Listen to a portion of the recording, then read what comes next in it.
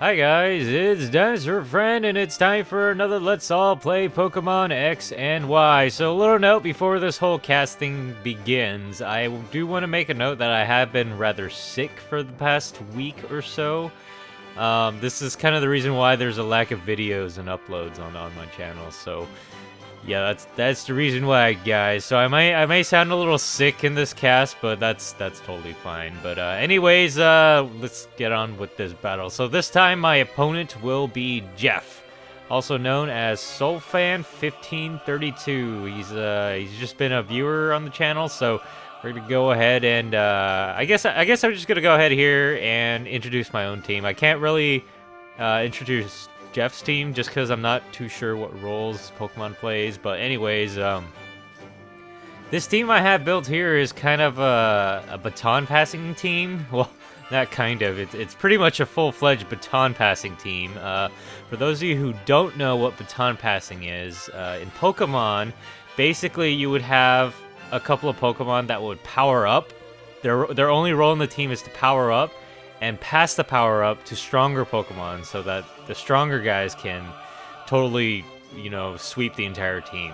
So baton teams are kind of dangerous if you allow the team to set up. They can be almost impossible to stop, in my opinion. I used to love baton passing a lot when I first started playing a little more competitively in Gen 4, I think. I technically skipped Gen 2 and 3 in terms of competitive because, you know, I didn't have the money for Pokemon games when I was little. So once I got to Gen 4, I looked into baton passing, and I really liked baton passing teams. So this is kind of a rehash of what I used to have. It's not completely, you know, like, it's not completely exact to what I used to have, but it's pretty similar what I used to have back in Gen 4, but, you know, so, anyways, we have, okay, who's in Slot 1? Slot 1, we have frickin' Smeargle, who is probably one of the best Pokemon in baton passing. He can learn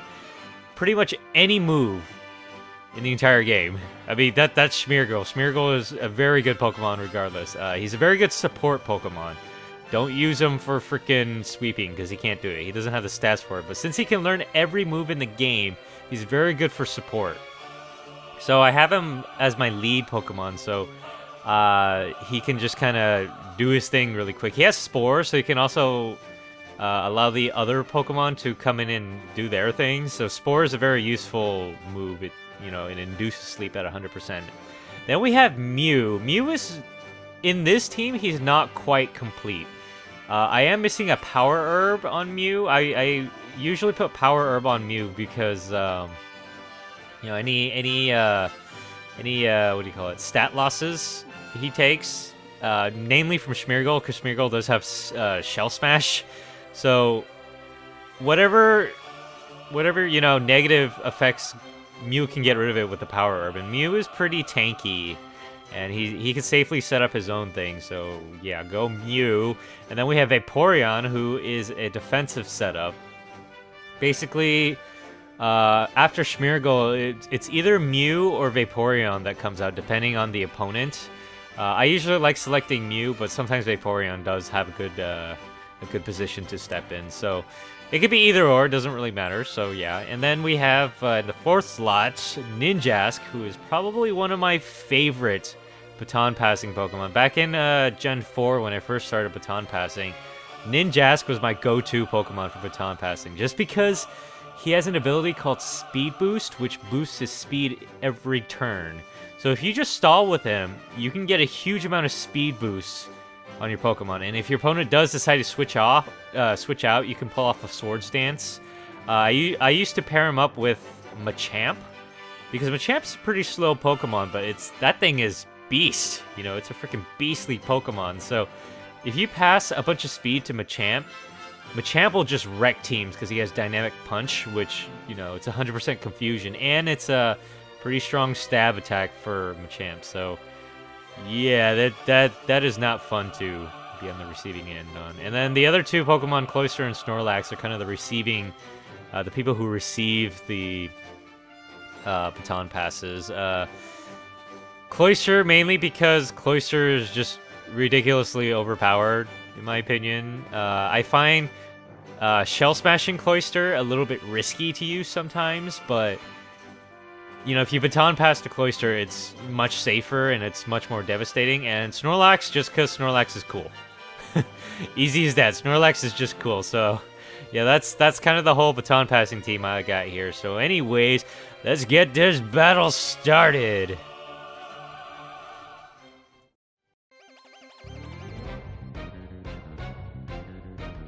Alright, so Jeff is issuing a challenge. Let's see what kind of Pokemon he brings out. So Jeff sends out his Blastoise as his very first Pokemon. I guess Blastoise is his lead Pokemon. I'm not 100% sure on that. But anyways, I send out Smeargle, who I nicknamed MC in honor of MC Escher, who is a really trippy artist. But anyways, first move to always use with Smeargle is a Shell Smash, just because I have Focus Sash on this Smeargle, so you know, he can tank the hit and survive. You know, all he really needs is that Shell Smash. With that one Shell Smash, he's faster than most Pokemon, and he can basically send off a Spore, and you know, he can just switch out and let the other guys deal with it. I do have Ingrain on this Smeargle as well. Like, if I do feel really, you know, bold, I use Ingrain. Ingrain is good just to keep your Pokemon there and prevent it from getting phased by Whirlwind and Roar. So this time around, I didn't do it because I felt a little vulnerable, so I sent out Vaporeon just because, you know, water against water. Blastoise isn't going to do much against Vaporeon just because Vaporeon has high special defense. I forgot why I didn't send out Mew. I think it's just because I didn't have that White Herb yet, and I was afraid Mew might get knocked out by whatever Mega Blastoise has. I had a feeling that Mega Blastoise was going to come out, so that's why I got Mew out. And then Jeff proceeds to use a, what do you call it? Flash Cannon. Not sure why Flash Cannon was used, because Steel is very ineffective against water types. So anyways, I go ahead and boost defense. So basically, as I said in my introduction, Vaporeon is a, what do you call it? My defensive booster person, guy, or girl? It's a girl, because obviously it's named Katara, which is, once again, another Avatar name, because I love that series. And Vaporeon kind of looks... no, it doesn't. I lied. I freaking lied, man. She looks nothing like Katara. But they're just water types, so yeah.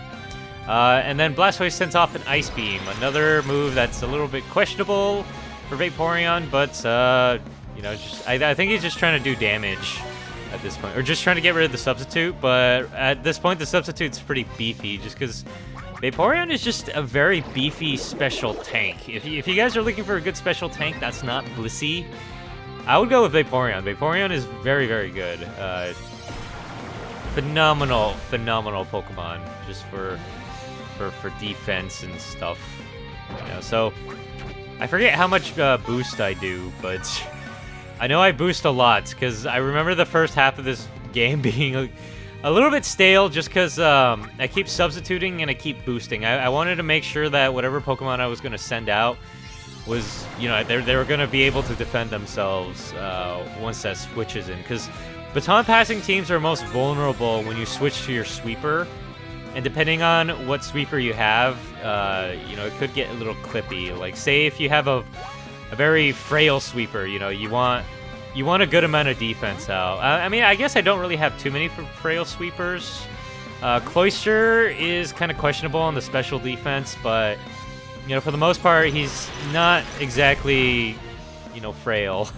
So anyways, I send out Mew here. Mew is an interesting Pokemon on this team.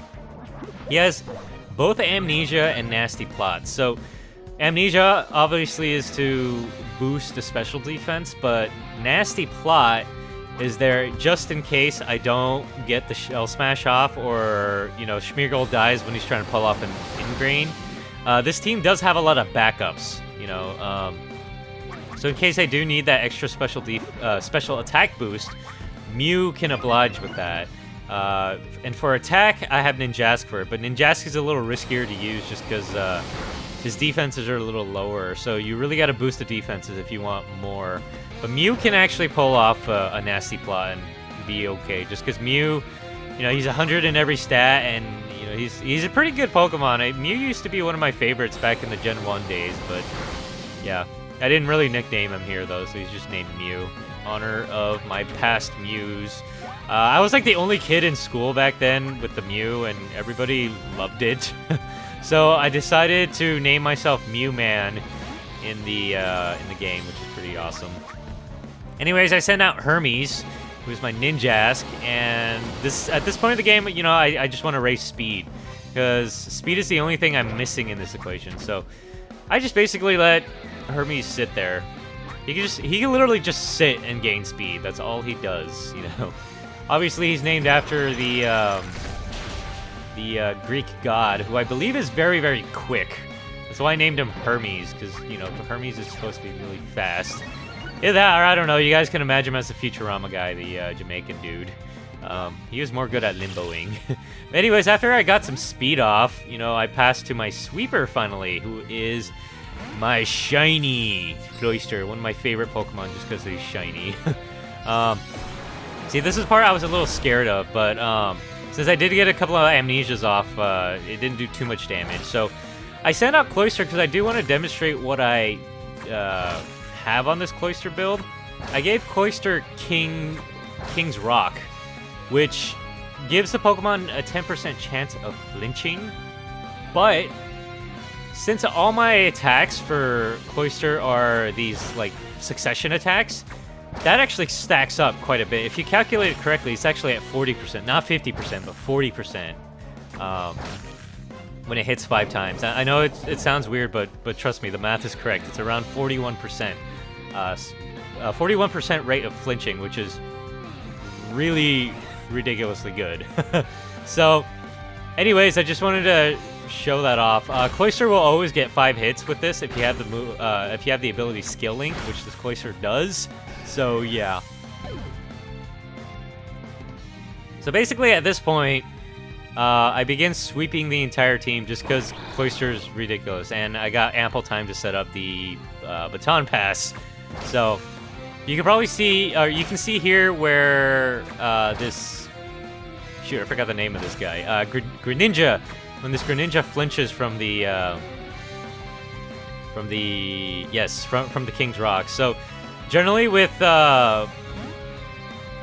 King's Rock and Cloyster, it's a really ridiculously good combo. I feel like it's one of the best in the game.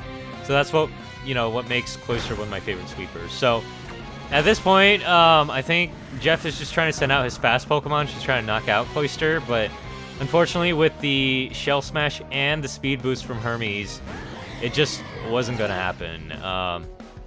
So now he sent Yveltal? Yveltal? I don't know how to pronounce these crazy Pokemon names. Gosh! Frickin' Pokemon gotta name them all crazy names. But yes, the ice attacks are good.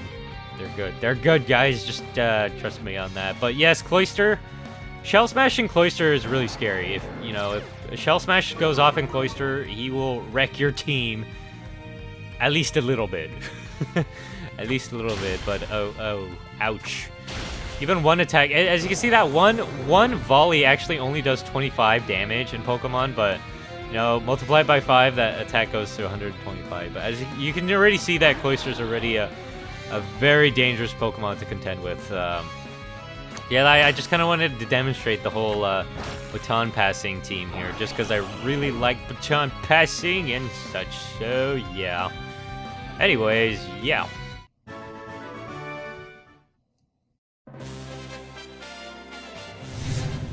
Anyways, even though that looked like a devastating 6-0 sweep, I do want to mention that baton passing teams are extremely hard to stop once they have the chance to set up. A suggestion I do want to give to my opponent: if you see a team is setting up for a baton pass, try not to press on offensively, because this is what they want. Moves such as Paralysis, Toxic, Confusion, and Taunt can effectively throw a wrench into their plan.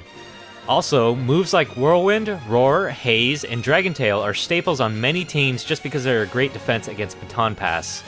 Remember, it takes an awful long time to set up, so you do have time to plan accordingly. Anyways, thank you for playing with me, Jeff, and remember, if you guys like what you see, hit the like and subscribe buttons, and follow me on Facebook and Twitter for more info on the Let's All Play Pokemon X and Y series. So anyways, hope you guys enjoyed this episode, and I shall see you guys on the next one.